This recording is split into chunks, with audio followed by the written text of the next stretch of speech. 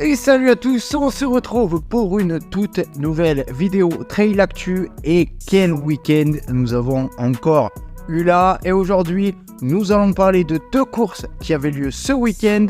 Bien sûr, le Trail Nice-Côte d'Azur by UTMB avec de très beaux noms sur à peu près tous les formats. On reviendra rapidement aussi sur le mythique ultra espagnol, l'Ultra Pyrénéo. On parlera également de l'équipe de France de trail et nous terminerons avec la question de la semaine. Allons-y, sans plus attendre, let's go!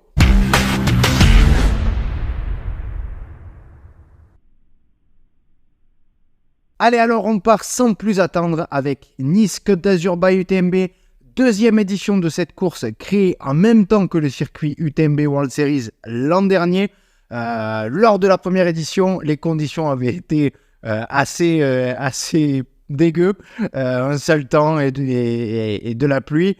Et cette année, c'était tout l'inverse, un temps parfait, même peut-être un peu trop parfait. Il a fait très chaud, ça a coûté la course à de nombreux coureurs, mais ça fait partie du jeu. Le temps rentre aussi en compte dans une course de trail. Du coup, sur cette édition 2023, ça a été un carton, 100 000 coureurs, 101 nationalités représentées. Et parmi eux, on va le voir après dans le détail des courses, mais pas mal de gros noms étaient présents pour venir chercher leur qualif pour les finales UTMB Mont-Blanc, mais aussi pour la Western State 2024, ou simplement pour en prendre plein les mirettes. On y retrouvait tous les formats UTMB World Series, 100 miles, 100K, 50K et 20K. On va s'intéresser ici, comme d'habitude, aux deux plus longues, donc 100 miles et 100K. Et du coup, sur le format 100 miles, une course de 165 km et 8400 mètres de dénivelé positif. Et ce sont les Français, mais aussi les Belges, qui ont brillé sur ce format. C'est parti assez vite, j'ai trouvé. J'ai suivi le départ sur l'UTMB TV. Et c'est un Italien, Roberto Mastrotto, qui est parti beaucoup trop tôt sur des allures assez rapides. Et qui n'a pas terminé la course même, je crois. Puis finalement, le podium s'est dessiné au fil de la course et sur le reste de la course. Et c'est Gwendal Moisan qui s'est adjugé la victoire en 22h22. Gwendal qui est en pleine bourse cette année après ses victoires sur les Seven Trail et le Grand Raid du Ventoux. Il rajoute 7 ultras de Nice Côte d'Azur by UTMB à son palmarès. Derrière, second, le Belge Guillaume Denef, qui lui vient prendre une belle revanche après son abandon sur l'UTMB. Et c'est Paul Zunino qui complète le podium. Ensuite, chez les dames, et comme je vous ai dit, les Belges ont brillé avec la deuxième place de Guillaume Denef chez les garçons. Et chez les filles, c'est Laura Van Voren qui prend la gagne en 27h10. Elle a été longtemps à la bagarre avec la japonaise Yuri Yoshizumi, qui terminera finalement seconde à plus de 40 minutes de la Belge. Et c'est l'Allemande Ildiko Vermecher qui prend la troisième place. Laura Van Voren, qui est impressionnante cette année après sa belle troisième place sur les 90 km du Mont Blanc. Elle montre ici sur son premier 100 miles, ça c'est à noter. C'est une sacrée perf pour une première. Et donc elle montre qu'il faudra compter sur elle. Sur les grosses courses et sur les gros événements de l'année prochaine et sûrement du coup sur l'UTMB 2024 puisqu'elle a pris son ticket comme tous les athlètes du podium de cette course. Et on continue avec le 100K course comme pour la CCC lors de l'UTMB Mont-Blanc qui était qualificative pour la Western State. Deux golden tickets étaient à gagner pour les deux premières femmes et les deux premiers hommes de ce format 100K du Nice Côte d'Azur by UTMB. Du coup, on retrouvait un sacré plateau au départ qui voulait venir choper le sésame avec notamment le vainqueur des UTMB World Series 2023, Dim Wamsley, mais aussi Thibaut Barognan, Théo Détienne, Philippe Osserhofer, Simon Gosselin, etc. Et forcément, le grand favori, l'Américain Dim Wamsley, a tenu son rang sur ce 115 km et 6000 mètres de dénivelé positif. Victoire haut la main, impressionnant de facilité en 11h21. Une perf cotée à 925 points par l'index UTMB. Donc, grosse perf de Jim. Il n'était clairement pas là pour faire une récup. Derrière, Simon Gosselin, entraîneur et membre du Team Matrix, lui aussi habitant dans le Beaufortin, tout comme Jim. Du coup, le gang d'Arèche était bien représenté sur Nice. Et donc, les deux copains d'entraînement font 1 et 2 et prennent leur ticket pour la Western State. On devrait donc revoir la fusée Jim Walmsley sur la Western. Déjà détenteur du record, que va-t-il nous préparer pour 2024 ? On verra bien. Mais une chose est sûre, c'est que ça va être très chouette à suivre. Et de l'autre côté, Simon Gosselin, il va découvrir cette course du pays de l'oncle Sam. Il va aussi découvrir le format 100 miles. Lui qui découvre l'ultra seulement depuis l'année dernière et sa 4e place sur le Grand Trail des Templiers. Je crois même que ce 115 km du Nice Côte d'Azur by UTMB était sa plus longue course, si je dis pas de bêtises. Donc voilà, il va falloir suivre Simon Gosselin sur Ultra durant les années qui arrivent, car il semble avoir d'énormes capacités pour ce format. Déjà qu'il était très très costaud sur du format marathon. Par exemple, je me souviens d'un top 10 sur le marathon du Mont Blanc. Enfin bref, terminer un ultra à seulement 25 minutes de Jim Walmsley, c'est pas donné à tout le monde. Donc bravo à lui et je suis impatient de voir la suite. Derrière, c'est l'Italien Filippo Serhofer qui complète le podium. Et encore derrière, on retrouve 2 Français, Thibaut Barognan et Sylvain Camus, qui font 4 et 5. Ils ont fait quasi toute la course ensemble, plus de 10 ou 11 heures ensemble. Sylvain Camus, qu'on voit que quelques fois par an, il prouve encore là qu'il est toujours dans le coup. Quant à Thibaut Barognan, le champion de France de trail court, continue sa découverte de l'ultra-distance. Il performe encore une nouvelle fois ici à Nice. Lui aussi sera à suivre sur les prochaines années sur les ultras. Voilà pour les débriefs du 100 miles et du 100K de Nice Côte d'Azur by UTMB. Passons rapidement à un autre ultra mythe du trail espagnol, l'Ultra Pyrénéo, un ultra de 100 km et 6600 mètres de dénivelé positif.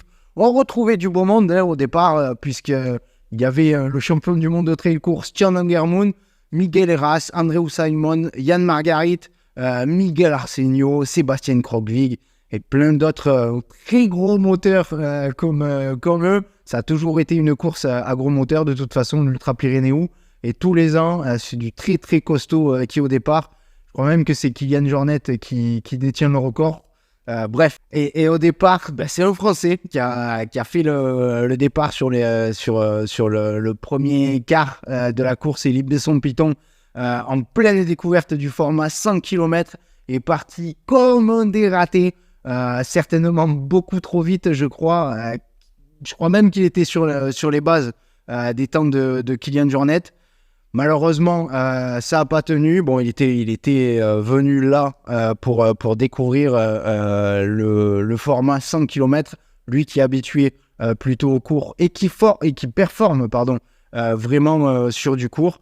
Là, il était en pleine découverte. Bon, malheureusement, ça n'a pas tenu. Idem pour Tjerno Angermund, longtemps devant jusqu'à 20 km de l'arrivée avant d'abandonner, apparemment pour des causes de soucis d'estomac. Mais du coup, sur le final, c'est le Portugais Miguel Arsenio qui remporte cette édition 2023 en 10h37. Lui qui a remporté la Maxi Race cette année et a terminé second de la Transgran Canaria. Il vient là remporter un nouveau mythe du trail, très prisé des coureurs rapides, comme lui. Les cotes ne sont pas encore sorties, mais s'il n'y a pas eu trop de gros changements sur le parcours par rapport aux années précédentes, ça devrait dépasser les 900 points pour le coureur portugais. Donc, énorme perf pour lui.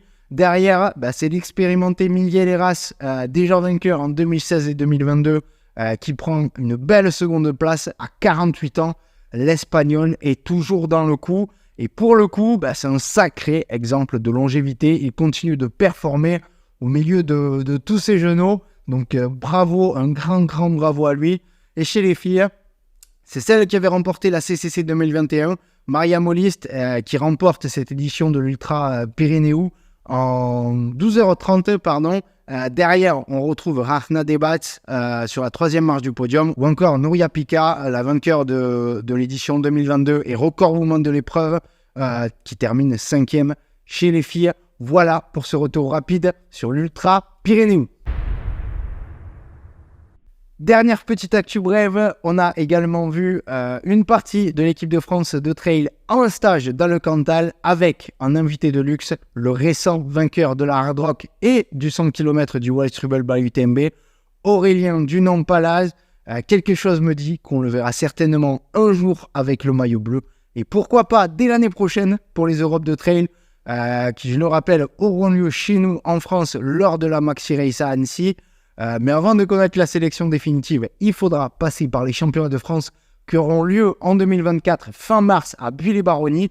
Et c'est donc le Trail Drome qui servira de support à ces France de trail courts et longs. Je crois d'ailleurs qu'il y a les inscriptions qui doivent ouvrir d'ici 2 semaines à peu près. Et donc Aurélien Dunant-Palaz, qui lui est en pleine prépa pour la Diag, il sera pour moi le grandissime favori de cette Diagonale des Fous 2023. Je vais essayer d'ailleurs de vous faire, comme l'année dernière, une petite vidéo preview avec un décryptage un peu de tous les favoris de ce Grand Raid de la Réunion. Donc voilà, pour la petite actu Aurélien Dunant-Palaz et équipe de France. On termine avec la question de la semaine. Question en rapport avec le Nice Côte d'Azur by UTMB. Pensez-vous que les UTMB World Series sont désormais ancré dans l'univers du trail? Est-ce que c'est devenu le circuit numéro 1 dans le monde du trail? Quand on voit l'engouement qu'il y a pour certaines courses qui ont spécialement été créées pour le circuit, comme justement Nice ou encore le Val d'Aran dans les Pyrénées, ou même l'Alsace qui avait été un énorme événement populaire là-bas pour la première édition, je pense qu'on peut dire oui, mais seulement en Europe pour l'instant. Car si on prend le Major des États-Unis, par exemple, le Canyon Endurance Run aux États-Unis, il y avait eu, je crois que sur l'Ultra, il y avait eu que 200 inscrits ou peut-être même pas. Donc, ça prend beaucoup en Europe, un peu moins ailleurs. Donc, j'aimerais avoir votre avis là-dessus. Donnez-moi un peu votre vision de ce circuit après cette première année d'existence. Et si vous y avez participé, quels ont été vos ressentis? Est-ce que vous avez retrouvé des organisations très pro, très carrées? Est-ce que ça vous a plu ou est-ce que vous avez rencontré des problèmes? Est-ce que justement les orgas très pro, c'est pas trop fait pour vous? Vous préférez des orgas un peu plus familiales? Et si vous voyez des axes d'amélioration, qu'est-ce qui pourrait développer en plus ou même en moins? On peut aussi imaginer un peu moins de courses, un circuit plus restreint. Je pense que ça ne soit pas trop l'itinéraire prévu par les organisateurs. Bref, j'attends vos retours là-dessus, ça m'intéresse énormément. Vous pouvez me les donner sous cette vidéo dans l'espace commentaire. On continue à échanger, c'est un sujet qui m'intéresse énormément. N'hésitez pas à me donner également votre avis sur ces actus en commentaire, à ajouter des infos complémentaires si j'ai oublié certains points. Allez, on se retrouve très rapidement pour de nouvelles aventures. C'était Arnaud pour Endurance Show. Ciao!